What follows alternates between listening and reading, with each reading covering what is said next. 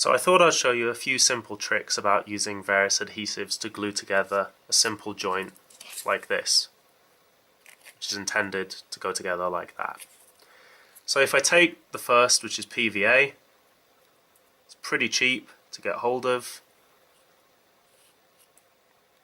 and doesn't have any major toxicity issues at all as it's water-based.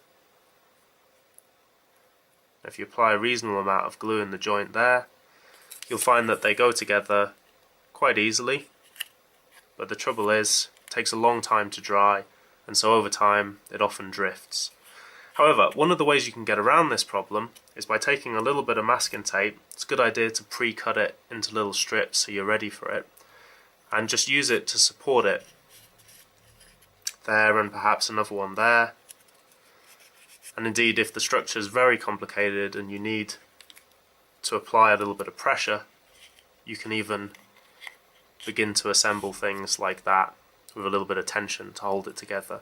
And that means that it can dry maybe over a couple of hours and still be in a nice stable position. An alternative would be using contact adhesive. Again, a little bit more solvent in it. So if we apply it to what you'd call part A, and then we take our part B,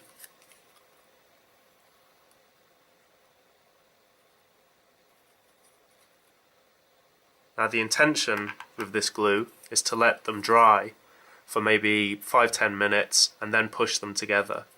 Now what you often find is that if you're a little bit impatient, you can actually bring them together sooner than that, and by blowing on it and continually stretching it apart, you can see it beginning to get more and more sort of gummy.